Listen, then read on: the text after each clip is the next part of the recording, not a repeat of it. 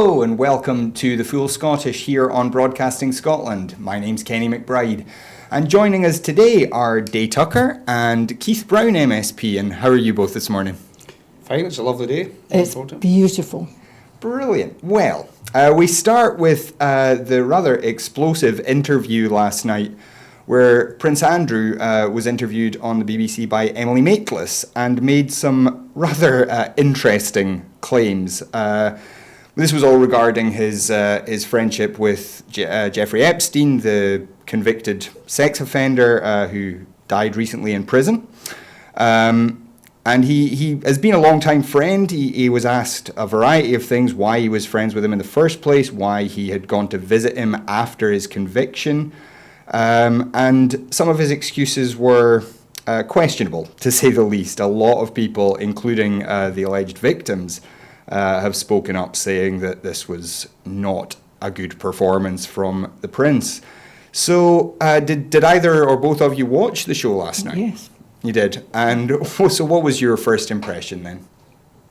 I just thought it was extraordinary it took place at all. And I'm not sure that the gamble, if that's what it was, has paid off for the royal family. I think it's inevitably raised far more questions than it's answered. And as you say, some of the excerpts from it last night were extraordinary. I think the idea that Prince Andrew went to see Epstein again after he'd been convicted because he was too honourable, I'm not sure what the logic is there. Whether he meant loyal, I'm not sure, but it was certainly an error of judgment. And also there was, and just seeing from the Twitter traffic afterwards, a complete absence of empathy with some of the young women in particular that were victims, and that's not contested. They were victims in this case. So it was an extraordinary interview, and I'm not sure it was the right thing for the royal family to have agreed to. Yeah, I mean, we always hear that the royal family's approach to everything is never explain, never complain, and here is Prince Andrew trying to explain, not doing a very great job, and in some places kind of complaining, kind of feeling like he's under fire for something unreasonable. I mean, he claims, for example, that when he went to visit Epstein in 2010, this was again after the convictions had happened, he said, it might seem a funny way, Maitlis said, it might seem a funny way to break off a friendship, a 4-day house party of sorts with a dinner. It's an odd way to break up a friendship. And he said that, yeah, that's a stark way of putting it. Yes, you're absolutely right, while then going on to make excuses, claiming he'd only gone there, as Keith said, because he was honourable and didn't feel he could tell somebody that they couldn't be seen together again without seeing him face to face, and indeed going out for a walk with him in Central Park and staying at his house for 4 days. I mean, are we supposed to believe him, do you think? Do you believe him? No.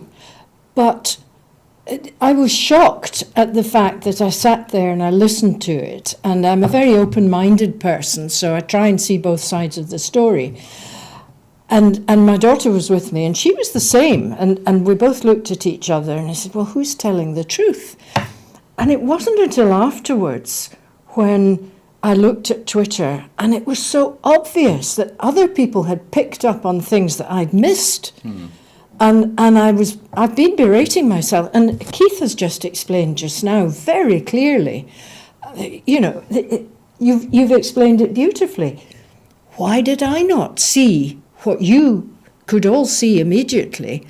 And then it made me think, well, is that why the country's in such a state that it is? Because there are people like myself, and probably worse, who just take things at face value and don't think it through.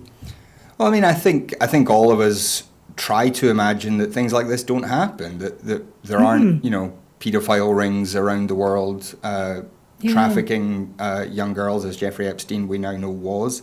I think it is one of those things where we all do try to think the best of people. And especially people who are in the public eye, we kind of assume that somehow they've been vetted. Yes. That they're okay, they must be the good guys because they're powerful and rich and important. But in this case, it does seem like there are a lot of questions still to be answered. I mean, and Prince Andrew is not the only high-profile person associated with Epstein. I mean, there's Bill Clinton is known to have travelled to his island several times, amongst many other kind of well-known, otherwise respectable people. Is this is something we've heard about in other circumstances. There was Cyril Smith, for example, and numerous other politicians from that era have been accused. Very few have actually kind of got much further than just accusations. But how big an issue do you think this is generally at the top of society? We hear these rumours all the time about rich, powerful people abusing children. Mm-hmm. Is that just a kind of an easy way to demonise rich people, or do you think there is a lot going on that we're just not hearing about just now? I think it's probably important to say that thus far the accusations against Prince Andrew are just that. Of course, nothing has been proven, and I think there is something in the fact that at the roots of most of these, from what I've read, it seems to be a power relationship, particularly with men. Mm-hmm. But whether that's particularly true of powerful men, it's hard to say. But certainly at the root of all these things is the idea of power and wielding power over others. Mm-hmm. And it's of its nature that we don't know nearly as much as we'd like to of what goes on, because the more they know about it, the more you can do about it. Mm-hmm. But I think there is an issue with power, men in particular, exercising power over women, and in this case, young girls. Mm-hmm. I mean, there's two sides to it. One's a sexual exploitation which is going on, but the other side is human trafficking, which is we know is prevalent in our society and elsewhere, in the city, in Glasgow as well. And it's a horrendous crime. So I think the more that a light is shone upon it, then the better we are able to deal with it. Yes. And I think it's a widespread problem. Mm-hmm. Yes. And what do you think, I mean, on a more sort of general level, what do you think society as a whole can be doing more of to help deal with some of these issues? Just keep on exposing it. I mean, you've got to remember also, was Boris Johnson not quite content going to parties with Lebedev mm-hmm. in his place in Italy? Mm-hmm. And a similar thing is happening. And what you've got to remember is, you mentioned children. Mm. These young girls are not children. They're at a very influential stage in their lives where they see what's happening. And the fact that they're being recognised by somebody powerful, as Keith says, plays on their vulnerabilities. And it's up to the older ones to be more responsible. And this responsibility just seems to be absent with some of these more powerful people. And Keith, just generally, I mean, there's often a case of powerful people. I mean, we heard, for example, about the boss at Coca-Cola recently having an affair with a junior member of staff. Uh-huh. I'm sure things like that happen in politics quite a bit.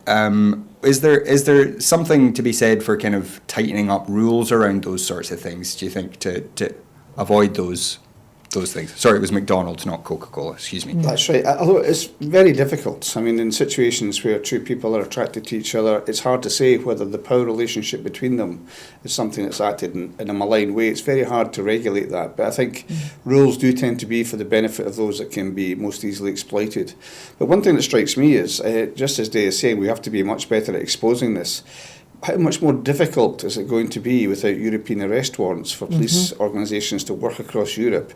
And these things are always traced back to, or usually, to organised crime in other countries. Mm-hmm. And our ability to deal just with the end of it, people in this country that have been exploited, is undermined by the fact that we can't get to the root cause, the organised crime that's behind this, if we can't liaise with other governments and other police forces in the way that we currently can do with European arrest warrants and cross-border cooperation. So Brexit provides a really strong threat to our ability to deal with these things, and that's worth bearing in mind as well. Yes. Mm-hmm. Well, speaking of Brexit, we do have an election going on in which Brexit is one of the hot topics. And today we heard Jeremy Corbyn say that he was he wasn't willing to say yet whether he's for remaining or leaving. He did tell the Mars show this morning on the BBC that he would be interested in having a great deal of movement of people. He wouldn't actually say free movement of people. And so what do we make of Labour's continued absence of a position on Brexit. He was saying basically wait for the manifesto, but we've only got a few weeks until the election happens. How long do you think we're going to have to wait until we finally hear what Labour's policy is? Well, I think this is profoundly cynical on the part of the Labour Party. So trying to face two different ways in relation to Brexit, trying to face how many different ways in relation to whether it should be a Scottish independence referendum, whether Section 30 should be agreed. You can't continually fool people by trying to pretend you're taking different positions at the same time. And it's cost Labour a great deal. We saw 3 by-elections take place for councils in the last few days where Labour have been absolutely trounced and have shed votes from a position where they'd already shed an awful lot of votes. So I think people are appalled by the cynicism of the Labour Party, the lack of leadership that we've seen, the lack of clarity. And that's true of Brexit, it's true in relation to their approach to the principle of self-determination for Scotland in this case. So I think that's proven very difficult for them. And if they cannot get through that and have a manifesto which provides some clarity, some honesty, then they're going to suffer at the polls. And Daye, what's your take on the election so far? Have any policies kind of leapt out at you? Is anybody kind of making your ears prick up yet? No, they're all offering all sorts of sweeties to us. But I think they, as you've mentioned, Keith, the electorate are now not just cynical, but they can begin to actually see through a lot of these promises. I mean, for instance, you and I were talking about the trees one, planting trees. Well, for goodness sake, and Scotland's not even mentioned. I mean, in 1 year, Scotland planted 20 million trees last year. I was just going to come to that. Yes, crazy. This promise, the Tories promised to plant 30 million trees by 2024. Over the whole UK? This is just for England and Wales, to be fair to them. This is a £640 million project to plant trees and restore peatlands. The Lib Dems fired back with a plan to plant 60 million trees over the same period. Scotland planted 22 million trees last year. That's 60,000 trees every day. The Committee on Climate Change recommends that Britain should be planting up 30,000 hectares of forestry every year. Scotland is already planting 11,000 a year on its own, so meeting more than a third of the target on its own already, with a plan to reach 15,000 hectares per year by 2024, which would be half of what's recommended for the whole of the UK. So again, it's one of these things where a big election topic in England is something that the Scottish Government is already ahead of the game on, Keith. Why is it that Scotland is getting ahead of these things and England and Wales are lagging so far behind? Well, I think there's two things. One is, as you say, the gap in ambition. So in Scotland, if we're planting 22 million trees in 1 year, and the height of the highest bid from the UK parties, the Lib Dems, is, did you say it was 30 million? 60 million. Now, that means that they should really be well over 200 million a year if they were to match the current levels of investment here in Scotland. So there's that paucity of ambition, but it also seems to me when they come up with these policies, they have no conception, no knowledge, no interest in what's happening in Scotland already. And if they did that, perhaps they could get more rounded policies and also increase the level of their ambition, which is woefully short. And it is part of the push in terms of climate change. It's a huge issue, and that just shows the lack of ambition that we're seeing from the UK parties. Yeah. And in terms of climate change, Scotland's way ahead in terms of looking after the peatlands and restoring peatlands. We've got the largest amount of peatland in the whole of Europe. In fact, is it not globally in one place? So we are way ahead, and they keep using our figures as a UK thing. Now, I'm sorry, but if that's the case, then we need recognition for this, and we're not getting it. Yeah, I mean, that is an interesting point, that these will count towards UK figures as far as the Paris Agreement targets and everything goes.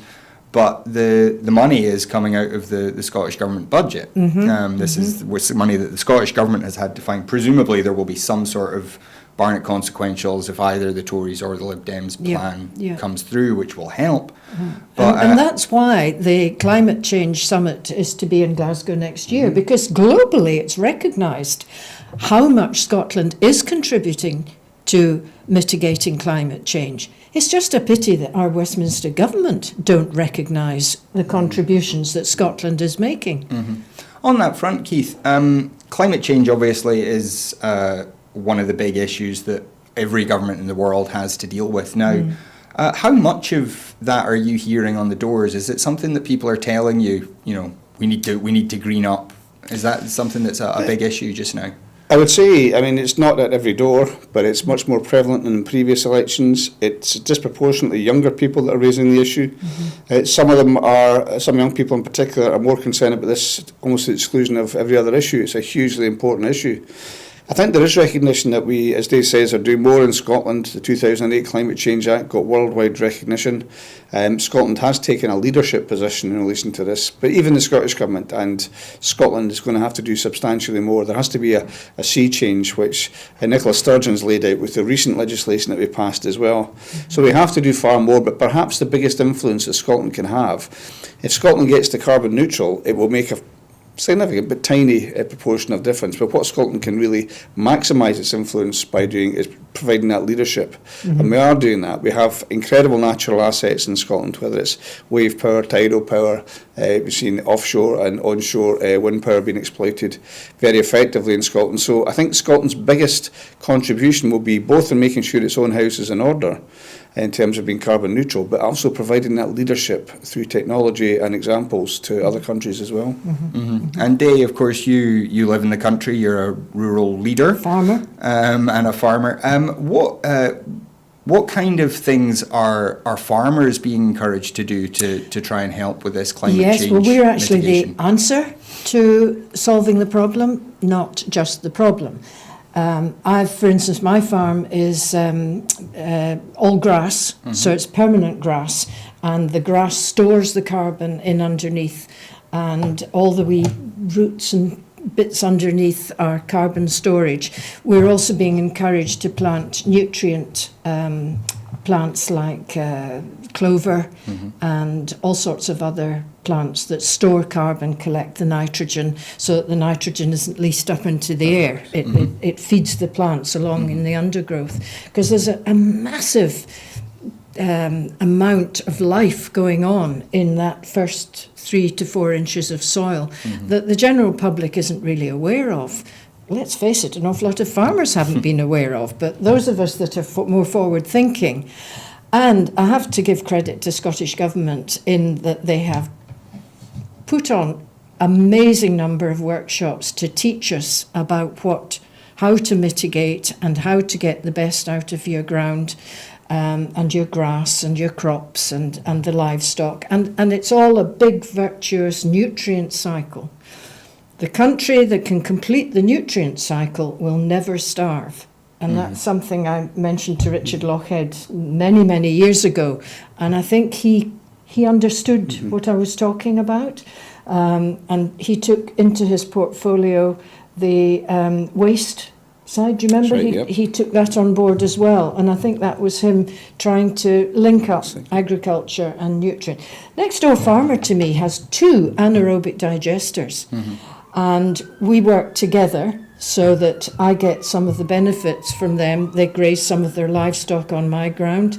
My excess grass they can collect for silage.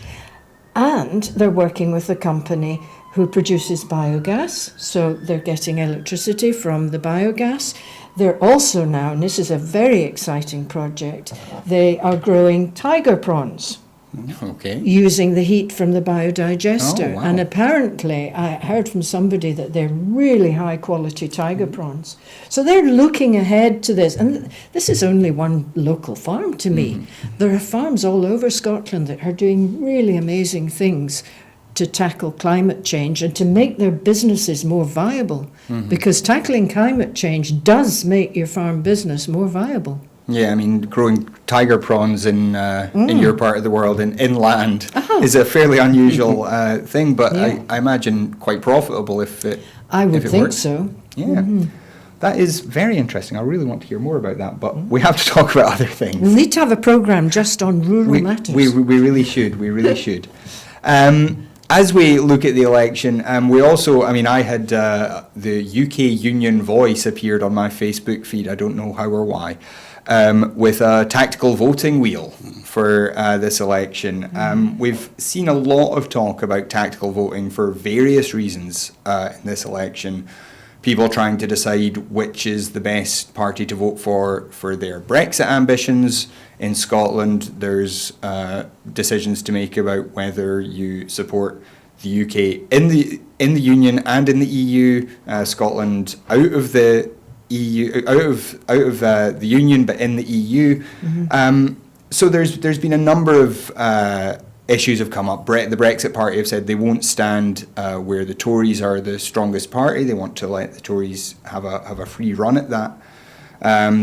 We've heard that Sinn Féin are standing down in one or two seats in favour of the SDLP in the north of Ireland.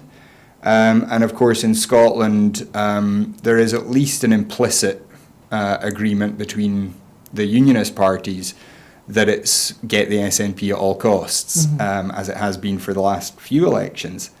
What do we think of all these pacts? Do they make any difference, Keith? Well, first of all, I should say I'm quite sceptical about it. So a lot of people, not least within the SNP, are concerned about where the Greens have chosen to stand candidates. I've not been one for berating other parties for standing. It's a democracy and people are entitled to do that. And I well remember the SNP for many years being attacked for standing candidates and people saying it was a wasted vote. Although that's how we managed to get to the stage we're at now, by standing across the whole of Scotland. And if you're a national party as we are, then you really have to, I think, have a national presence across the whole of Scotland. So I'm not sure that pacts necessarily are where I'd want to go. Neither would I want to attack other parties for standing. What I think has been extraordinary has been the craven approach of the Brexit Party. Nigel Farage, I think, is really done himself a huge amount of damage by claiming this 600 plus candidates and then balking at it, and now completely on the run in all parts of the UK for standing any kind of candidate. So that's done real damage to the Brexit Party. But people will make a decision, and people are intelligent enough themselves to work out how they can best achieve what it is they want to get at the polls. And I think what is really important, rather than having pacts and agreements, is to be very clear about what you stand for. So you've mentioned how there's different permutations. You can be for Brexit and that would tell you which way to vote. You could be for Brexit and for independence, or you can be for Brexit and for the UK. I think the thing that the SNP have quite rightly focused on is it's Scotland's right to choose. You choose. Put the power back in the hands of people in Scotland. So whether it's on Brexit, where 62% of us voted to remain in the UK, in the EU, and if it's on the question of how Brexit's been progressed, I mean, think back to that walkout of the SNP MPs.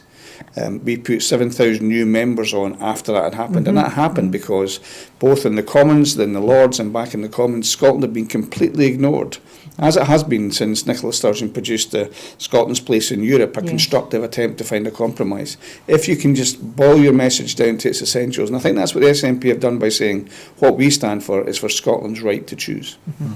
Simple as that. And what do you make of these kind of pacts and tactical voting and things? Do you get the feeling that there will be a lot of tactical voting in this election? There probably will, more down south than up here. And whether it'll reach the level up here that it did during the previous election when Ruth Davidson got back all her seats, I don't know. But on a personal level, I just know who I want to vote for, and I don't think I could be swayed off, to do a tactical vote. Having said that, my daughter who lives down, she's in France. She lives in France. She's a resident out there and has been for some time, but she still retains a house in Chichester, so she's on the voting roll. And I have to do her vote for her. And I said, well, is it going to be the Liberal Democrats? Because that was her favourite, even though she was so disappointed with them. But there was nobody else to choose. She couldn't bear to vote for Labour, and she couldn't bear to vote for the Conservatives. She's not able to vote for SNP, so it had to be, And then, so she came back and she said, I would like to vote for Liberal Democrats, but she said, for the first time I'm thinking of tactical voting and I might have to bite my lip and vote Labour. Now, she's a highly intelligent girl. And I just find the whole thing extraordinary. But there's this split between what's going on down there and it's a much simpler situation up here. I think the other thing that sometimes disincentivises people from voting for a particular party is some of the examples we've seen of these bar charts that Liberal Democrats produce. I mean, they're just absolutely appalling. There was one which showed them, I think, in the lead in one seat. I think it was, I'm not sure, it might be Inverclyde. In fact, this was Labour, showing that they were in the lead, whereas they had come fourth, I think, in the European elections. And it was actually a seat that's held by the SNP. But some of the Liberal Democrat ones are so egregiously false and misleading, and they're unapologetic for this. I've started to calling Willie Rennie bar chart Billy, because they create this, which is very misleading to the public. And I'm not saying that all parties are totally pure and clear in all these things, but they are so misleading now that I think it's starting to demean the entire process. And as with your daughter, leaves people in a very difficult situation if they don't have, in my view, the option of the SNP. Where do you go? Where do you go? Who's the honest party here? You know? That's right. Do either of you have predictions for this election? Do you have any idea how this is all going to shake out? It's not an easy one. I hate to do the politician thing, but this one, the electorate is now much more volatile. I mean, I did political science at university, and I suppose we used to always focus on the way it was bifurcation, they called it. It was Labour and Tory for decades. But it's now not just multi-party, but it's also much more volatile. And I think that makes it hard to predict. I think what I would take some consolation from is the way the SNP seems to be campaigning across the country, the numbers which they're campaigning. Also, 40% and plus in the polls after 12 years in government is quite extraordinary. And that doesn't seem to be affected by the volatility so much amongst the other parties. So it is very volatile, and I think it would be quite foolish to make predictions at this stage, especially when there's the best part of 4 weeks left to go. Yes, absolutely. And do you have any predictions to make, Daye? Well, again, it's up here, I think it was straightforward SNP. But down south, no. I know that all the polling and the BBC and what have you, they're talking about a clean sweep for the Tories. And I'm in touch with somebody who is a Tory Lord Mayor or chairman of something. Met up with him on Twitter, and the two of us exchanged views, and it's really quite interesting looking at his point of view. And he thinks they're going to have a clean sweep. And I was explaining to him, he wanted to know what Jeremy Corbyn was doing up here, and I explained to him what a faux pas he'd made, and it was a real mess. And they'd never heard of any of this down there. And he was quite gobsmacked by it. But he's convinced that it's going to be a clean sweep for the Tories down south. Well, we'll wait and see about that. And just finally on the general election, ITV's general election night coverage looks to be a little different from usual. Ruth Davidson has apparently been offered an unprecedented sum of money to appear as a pundit for the night. Neil Findlay, the Labour MSP, said the revelations had made him sick, and that Davidson was reinforcing the perception that all politicians are on the make. Davidson refused to confirm how much she had been offered to appear, but a source said the amount was such that the BBC was unable to compete with the offer. Now, setting aside for a minute the question of whether the BBC should be competing for Ruth Davidson to come and sit on a panel at their election coverage, Keith, is this even allowed? Well, I don't know. I've sat on many election panels and indeed was through the night for the independence referendum on media. I've never been offered, far less sought or accepted any payment for doing so. So whether it's allowed, I assume that both ITV and the BBC have looked at the rules and the laws on this and have thought it is allowed, presumably because she's not a candidate in the UK election, I would assume. But whether it's allowed or not, it is extraordinarily squalid, I think, for her or her agent to seek to make money out of this process in that way. I think after what we've seen with the consultancy that she was going to take on previously, she still seems bemused by the fact that she had to give that up, although it was her decision to do it. So It may well be allowed, but it is, I think, completely wrong. And it starts to just add to that demeaning of politics generally. So what do you think if you're a viewer watching ITV and you know that somebody's sitting there because they've been paid a lot of money, rather than to give you their clear and open opinions on things? I think it's another nail in the coffin of people's perception of both democracy, politics and politicians. Yes. Mm-hmm. And Daye, this is, as Keith says, this comes right on the back of Ruth Davidson being really pressed to not accept this role with a lobbyist in London, Yes. Which was due to pay her quite a lot of money for relatively little work. And now this happens. I mean, do you think it's just that Ruth Davidson doesn't care anymore, that she's stepped down as leader and she just wants to fill her boots now? Or do you think there's something else going on here? But she had stepped down as leader when she was offered that previous role, hadn't she? So I mean, the two what has things may be linked, changed? in What has fairness. changed in between the two? Is it that there's a massive amount of money being offered to her this time, and she's just going for the money, which again points to the fact that morals go out the window when money is involved. Mm-hmm. I mean, it's a fairly unusual thing. She is somebody who has always had a very good relationship with the media. The media, generally speaking, have always been very favourable to Ruth Davidson. Yeah. Is this just is this maybe just ITV sort of saying a wee thank you to her for her loyal service over the last few years, or is this just a change in how politics is going to be done, that if you say, actually, I'm going to need a few grand to come on the show, that you'll get it? Is this something that maybe the SNP can take up?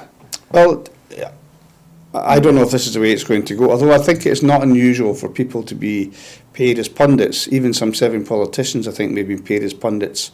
But this is an election night, and it just strikes me that Ruth Davidson had said, I think fairly recently, that she was not averse to taking a leading role in a second independence referendum campaign.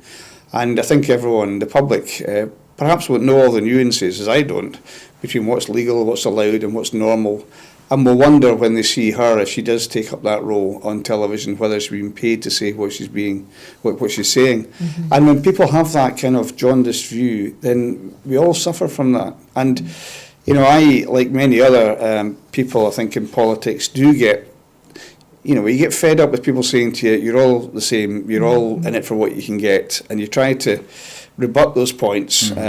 And it's much harder to do that when you have examples like Ruth Davidson doing what she's doing here. Yes, I couldn't agree more. Mm-hmm. Yeah. And is it normal for a pundit, for a paid pundit, to be someone who is clearly so partisan? I mean, we often will have a group of politicians on a show, each giving their own insight. But if she's there as a kind of independent voice, what does that tell us? Is she? But she's able, not independent. Is she able and to Ruth be? Don't go together. To be neutral. She's not independent, and she never will be neutral. And I just can't imagine the general public, the voting public in Scotland, being content with what she has done. By all means, do it if you're going to resign from being an MSP. And for me, that's the simple thing. Resign and then do what you want. Mm-hmm. But you can't be an MSP and do this. Yeah, I mean, we've had no indication that she is planning to stand down, at least not before the next election, have we? No, I think that's what's understood, is that she will not stand again in that seat. But I do think it has, I'm not certain because I've never been paid for going on as a pundit, but I do think it has been the case that other serving politicians may have been. But this is about the election. This is the election night coverage. It's the timing. And as you say, independent, if she's meant to be there as an independent witness, I mean, Ruth Davidson's never been much for independence in any context, but I don't think anybody would think that she was independent. No. So I can't believe that's the basis on which she's been asked. She'll be there as a Tory contributor, I would imagine, and will put the Tory slant on things, and it looks like the taxpayers are going to be paying for her to do that. Yes. Talking about being an independent witness, I think my first introduction to seeing Professor Tompkins was watching BBC Parliament in the Scottish Affairs Committee, when the previous, was he a Labour MP was in charge. He was quite tough, and one of the SNP ladies refused to attend because he was a bit of a misogynist. Anyway, that's beside the by. And they're supposed to be independent witnesses when they're called to discuss. I have never seen such a slagging off of the SNP than I witnessed from Professor Tompkins at that time. And from then on, I'm afraid his cards were marked as far as I was concerned. Well, we will have to wait and see how that all goes. But in the meantime, I'm afraid we have to move on. Now, you mentioned European arrest warrants a little bit earlier on, Keith, and the most recent, I guess, example of one being used in the UK was Clara Ponsati, who was arrested voluntarily, turned herself into the police on Thursday. She then had a hearing at the Sheriff Court. We do have a short video clip, I think, that we can show you of what happened there. I have a short statement to issue on behalf of Clara Ponsati as her solicitor. This morning, I arranged with Police Scotland for the voluntary attendance of Professor Clara Ponsati. She was formally placed under arrest and the European arrest warrant served on her. Clara was then transferred to the Edinburgh Sheriff Court for appearance at the extradition court before Sheriff Ross. After submissions from our legal team, Clara was released on bail. The next hearing will take place on the 12th of December, and the date for the full hearing is likely to take place in spring 2020. Clara Ponsati faces a single charge of sedition, which relates to the organising of the referendum in her role as the Minister of Education. The warrant is full of contradictions and mistakes. Whilst it accuses Clara of everything, in reality the warrant provides no details of examples of any alleged crime. This warrant comes as no surprise because when the Supreme Court sentenced 9 Catalan leaders to 100 years between them, it wrongly accused the Employment Minister, Dolors Bassa, of the decisions taken by Clara in her role as Education Minister.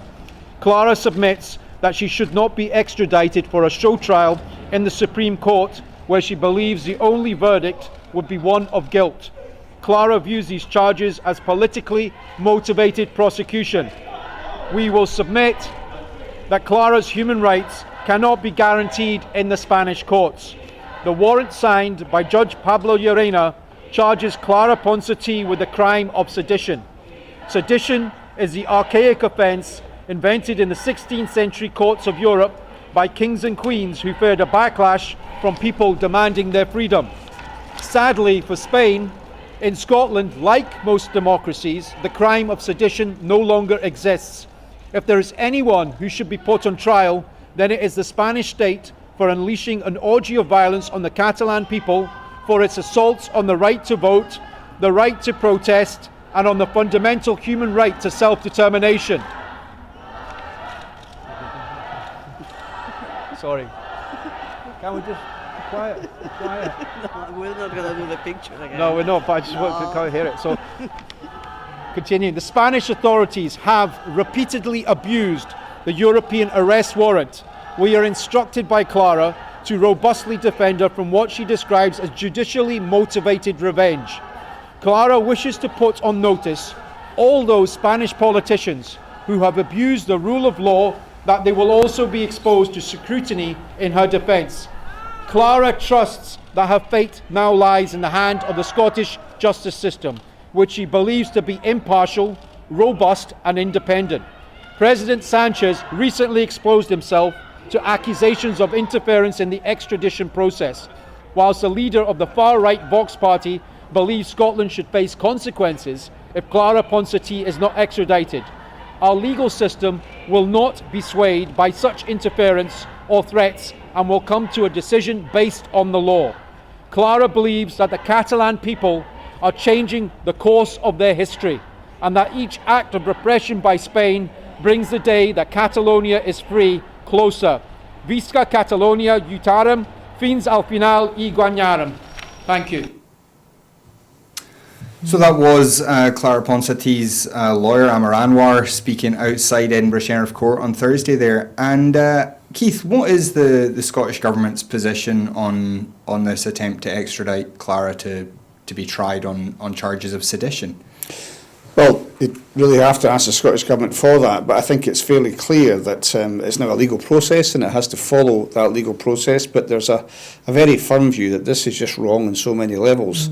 And it shows you how worried the Spanish state is just now. If, as Amar Anwar rightly said there, the levels of violence being perpetrated in Catalonia, often by the state services, the police and so on, if you take into account this unbelievable attempt to persecute people like Clara by using 16th century laws, it shows you, and this is for somebody who merely facilitated a democratic vote. And you've seen, and it was mentioned, that the lengthy jail sentences being handed down to other Catalan leaders as well. I think, so aside from that, there's a legal process to be gone through. But aside from that, is why is the EU so silent on this? I'm very strongly pro-EU. I think it's been a fantastic institution, mainly because of its ability to achieve and maintain peace in Western Europe over all these years, and now Eastern Europe too.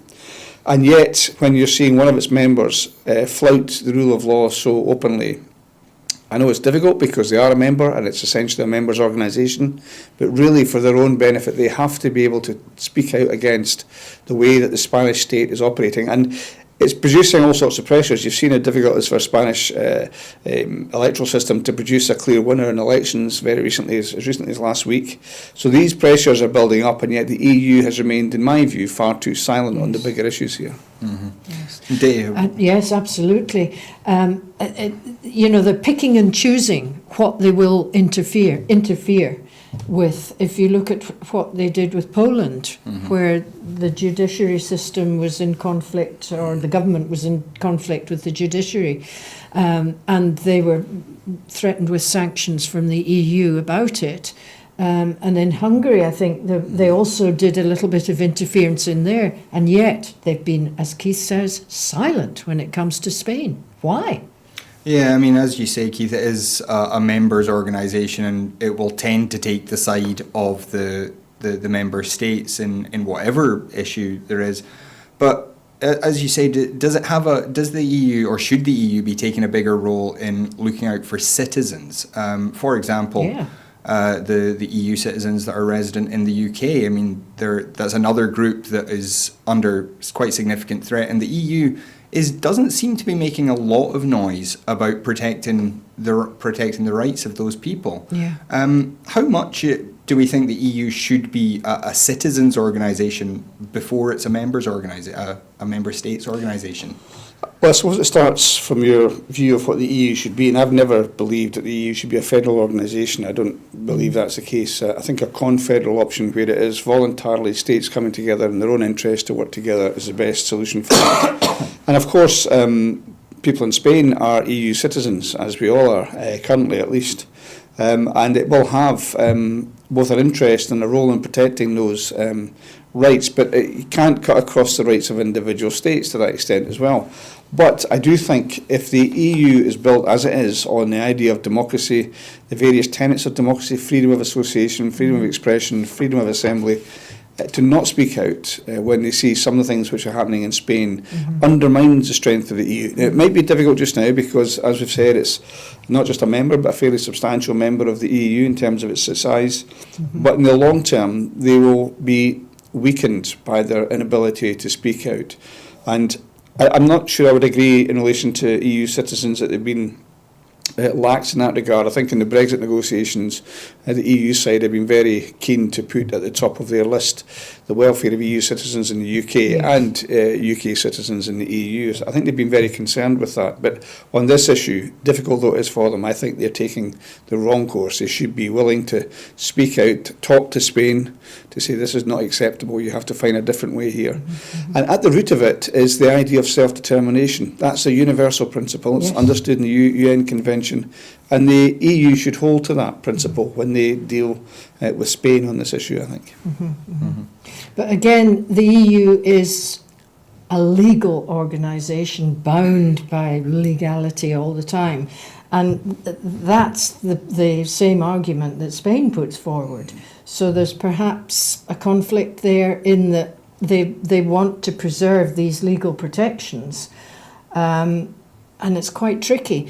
There are more and more people sitting in the EU Parliament who are putting their hands up and saying, look, this isn't acceptable. Whereas right at the start, when the first election was held, there weren't that many people in the Parliament jumping up and down about it. I think there are now a lot more. I think what's also perhaps going on is Brexit's having a big influence here. Yes. So the EU, if it is true that it's worried about potentially losing other members, is and it's also in a transition period where the new Commission is just coming in.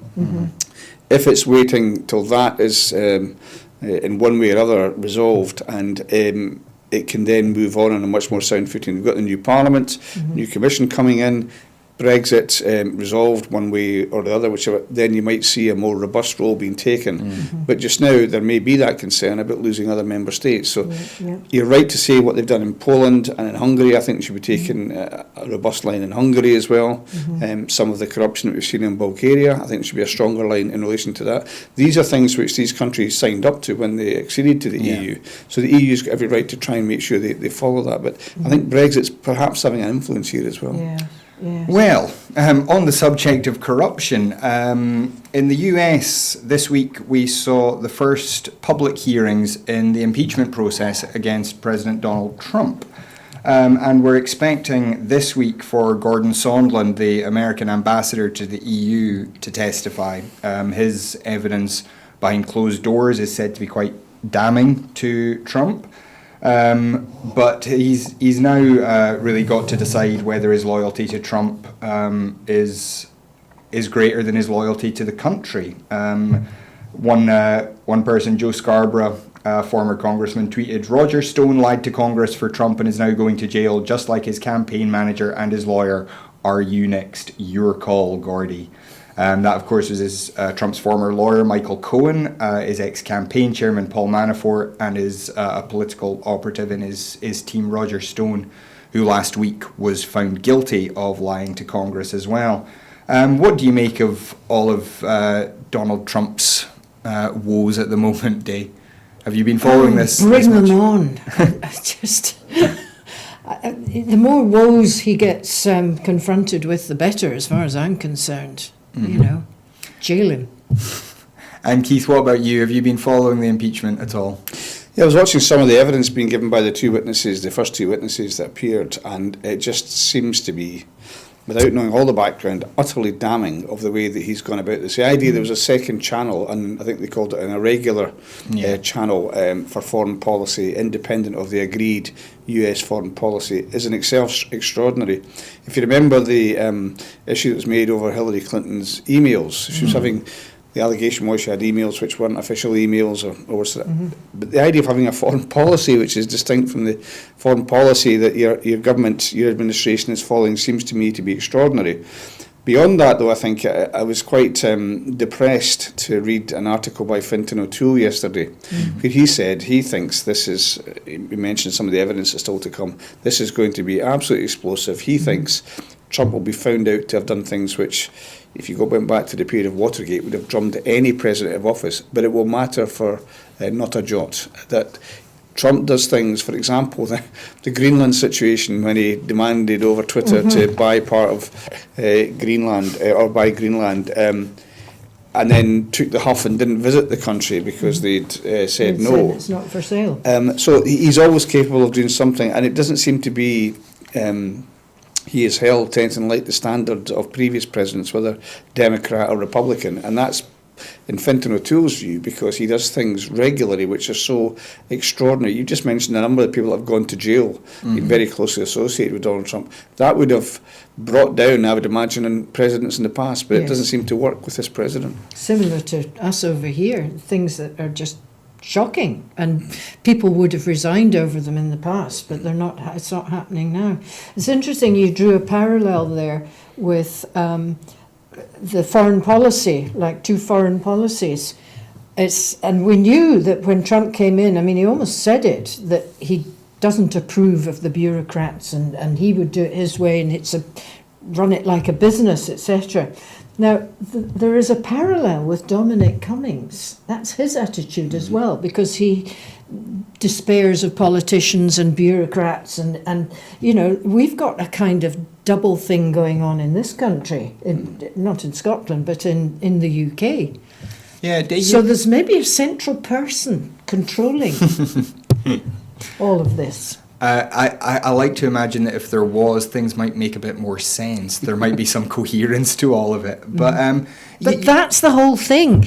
That this central whatever doesn't want coherence. They want disruption to the West. Right. And that is exactly what we're doing. Well, they have this, a number of the right-wing people that are around just now, it said, take as their Bible this book Boyd, which was about an American Air Force pilot, a hero. But he developed a very different way of both, first of all, fighter aircraft combat. He then developed a way, it's a much more all-consuming thing about how you fight wars, and apparently was the brains behind the way that the first Iraq conflict was fought. In one sense, with great success, very few American casualties, and a huge army taken captive. But just as you've said, Daye, the fundamental idea is you don't obey normal norms. You see opportunities and you exploit them. You don't worry about the flack you're getting from both sides. You just keep looking for the next opportunity. And if there is a pattern to what Trump does, that seems to me to be a more credible pattern than anything else that's suggested. A different kind of warfare. Yeah.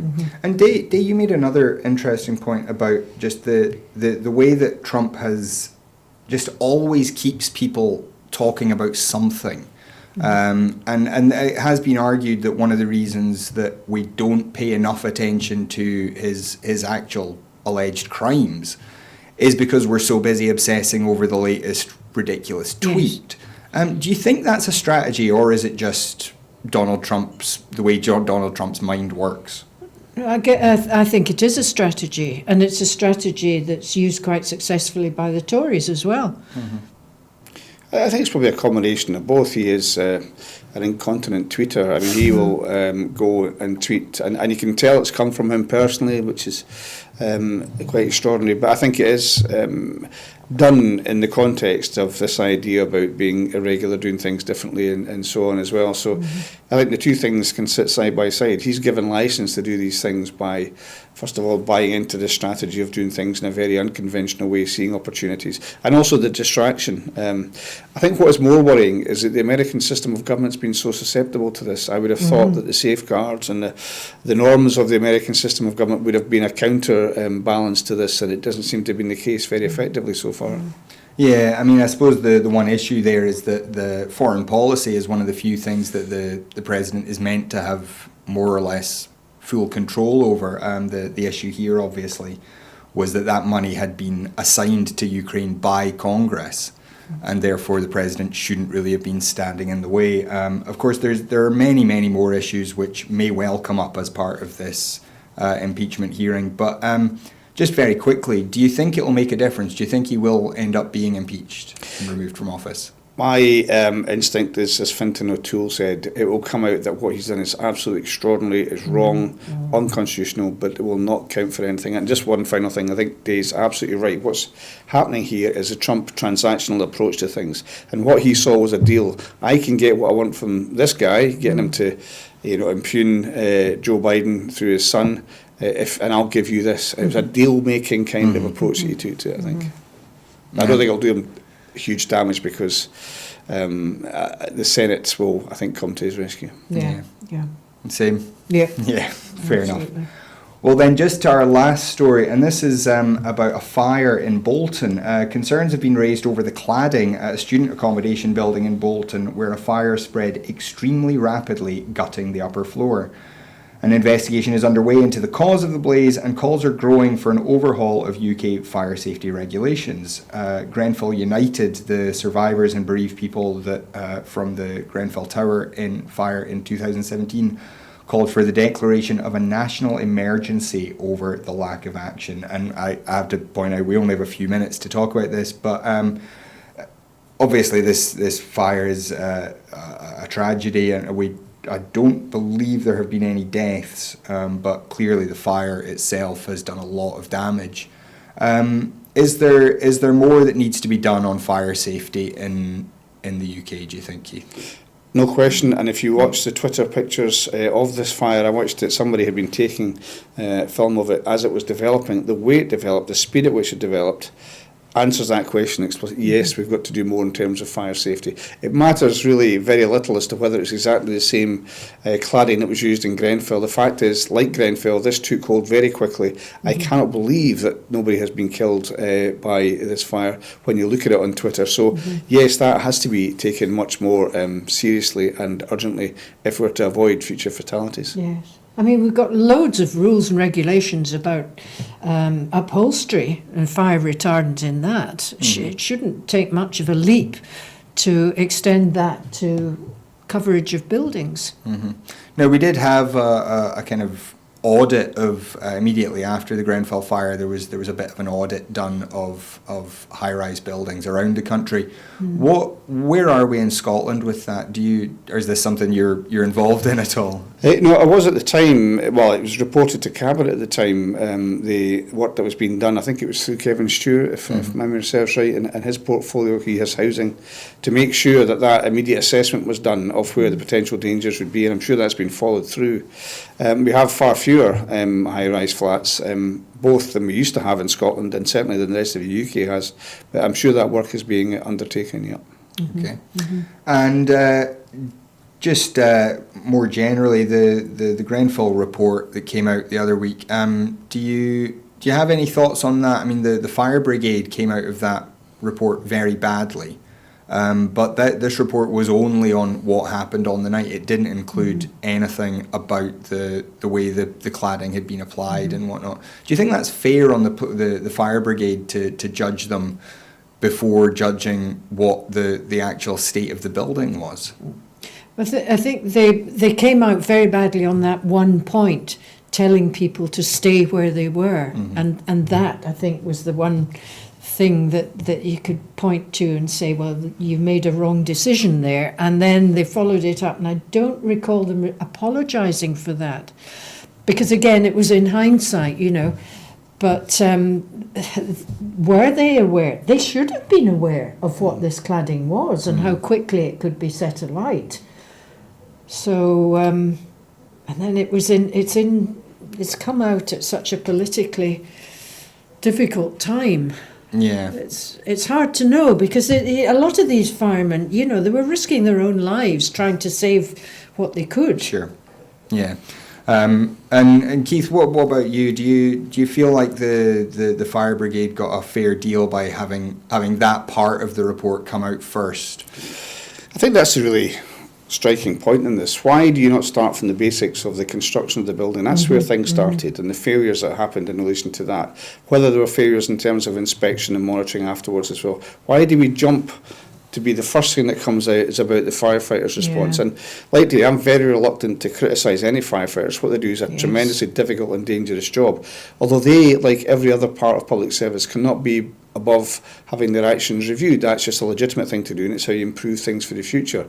But like you, I'm just struck, why was that the first thing that came out? Why was that the thing that's the lightning rod, to use that expression, I suppose, in relation to this? Why did we not go back to how the fire started in the first place, and what were the flaws there? Yes. Very odd thing to have done. Yeah. Politically motivated. Yeah, I mean, I'm sure we will hear a lot more about that when the second part of the Grenfell report does come out sometime next year. But sadly, that is just about all we've got time for today. This hour has flown by, and I'm sorry we couldn't go into some of these stories with you both in a bit more depth. To those of you at home, thank you very much for joining us. We would remind you, as always, making TV programmes is a difficult business. People said that it was impossible to build a TV station on a zero budget, build it from scratch. But here we are. We have a studio with a 4-camera setup. We're able to have the Deputy Leader of the Party of Government in as a guest, and Daye Tucker, who's wonderful. We have an outside broadcast unit. We can do a 4-camera shoot live from anywhere in the country right now. But running this does cost money, and we do not have a lot of money to spend. So if you're able to support us in any way, your £5 a month would make an enormous difference to just keeping the lights on here. So if you're able to, please do go to broadcastingscotland.scot/register. Sign up as a supporter. Your £5 a month makes a huge difference. There is a donation button there if you can only make a one-off donation. And as I always say as well, don't worry if you can't afford it. We're not mad at you. Shows will always remain free to view. So all we're asking is that if you do have a few quid to spare, please throw it our way to help us keep bringing you these programmes. Once again, I'd like to thank Daye Tucker, Keith Brown MSP for joining us. This has been the Full Scottish on Broadcasting Scotland. We'll be back as normal at 7 tomorrow night with Scotland at 7. But until then, I've been Kenny McBride. Have a great day.